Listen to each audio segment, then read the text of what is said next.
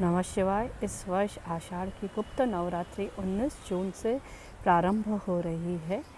गुप्त नवरात्रि के बारे में कहा जाता है कि ये नवरात्रि 10 महाविद्याओं की साधना के लिए सर्वोत्तम समय होता है।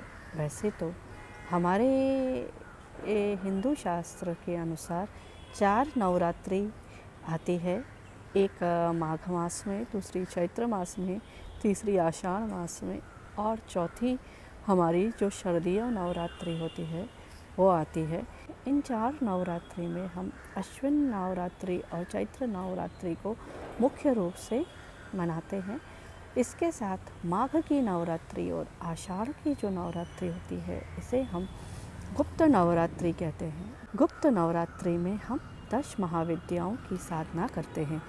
मान्यता है कि इन नवरात्रि में कोई भी व्यक्ति, चाहे वो पापी हो, चाहे जीवन में उसने बहुत दुष्कर्म कर रखे हैं, वो भी अगर पूर्ण श्रद्धा के साथ, सच्चे विश्वास के साथ माता रानी की उपासना करता है तो माँ उसके सभी पापों से उसे क्षमा करके उसे भोग और मोक्ष प्रदान करती है। ये 10 महाविद्याएं हैं: काली, तारा, बगलामुखी, धूमावती, मातंगी, भैरवी, भुवनेश्वरी, छिन्नमस्ता, कमला और त्रिपुर सुंदरी। आषाढ़ नवरात्रि में मुख्य रूप से इन 10 महाविद्याओं की पूजा के साथ साथ माता वाराही देवी की भी उपासना की जाती है। माता वाराही देवी वाराह अवतार भगवान विष्णु के देवी मानी जाती हैं, अर्थात उनकी शक्ति को हम वाराही देवी कहते हैं। शत्रुओं के उच्चाटन के लिए, तंत्र विद्या से जो ग्रसित है, जिसके ऊपर कहते हैं अगर किसी ने जादू टोना कर दिया है, उन सब के नाश के लिए हम माता वाराही देवी की उपासना करते हैं। वाराही देवी सप्त मातृकाओं में से भी एक मानी जाती हैं। कहा जाता है कि गुप्त नवरात्रि के महात्म्य के बारे में कई पौराणिक कथाएं हैं। इनमें से एक कथा है कि एक बार महर्षि श्रृंगी पीपल के पेड़ के नीचे बैठे अपने भक्तों को ज्ञान दे रहे थे। तभी एक स्त्री रोते हुए उनके पास आई और उसने कहा, मैं माता दुर्गा की उपासिका हूँ, लेकिन मेरे पति सन्मार्ग पे नहीं हैं, जिसकी वजह से मुझे पूजन पाठ में बहुत दिक्कत आती है, वो मुझे बहुत परेशान करते हैं। आप कोई ऐसा उपाय बताएं जिससे कि मेरे पति मार्ग पे आ जाएं और मैं अपनी उपासना के मार्ग पे आगे बढ़ूं। तो महर्षि श्रृंगी ने उन्हें बताया कि हम सबको गुप्त नवरात्रि में माता की उपासना करनी चाहिए।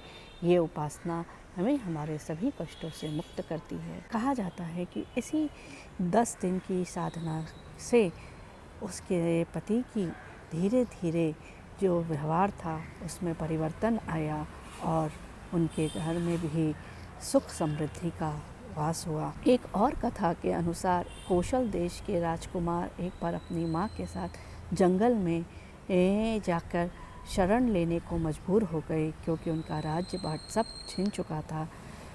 उस राजकुमार ने वहाँ पे देखा एक छोटा बच्चा बैठा एक शब्द का उच्चारण कर रहा है, तो हंसी हंसी में उस शब्द का उच्चारण उन्होंने भी करना शुरू कर दिया।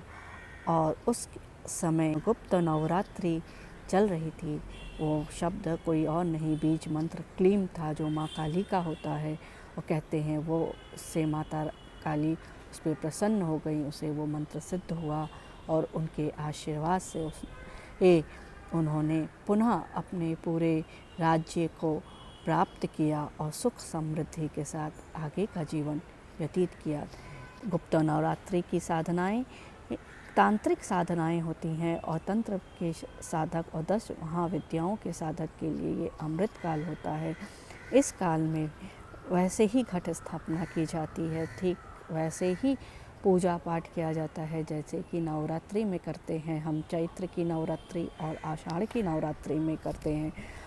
तो हम अगर कुछ नहीं करते, अगर हम 9 दिन का व्रत उपवास नहीं कर सकते, तो कम से कम सुबह शाम हमें नवरात्रि में माँ के सामने दिया ज़रूर लगाना चाहिए। जो 10 महाविद्याओं के साधक नहीं हैं उन्हें दुर्गा सप्तशती का पाठ आप चाहें तो कर सकते हैं। दुर्गा महात्म्य का पाठ करें, अथर्वशीष का पाठ करें, दुर्गा सप्तश्लोकी का पाठ करें, कवच का पाठ करें, और कुछ भी नहीं तो माँ की दुर्गा की मूर्ति के सामने थोड़ी देर बैठ के थोड़ा सा ध्यान लगाएं। आपके ऊपर माँ की कृपा ज़रूर बरसेगी।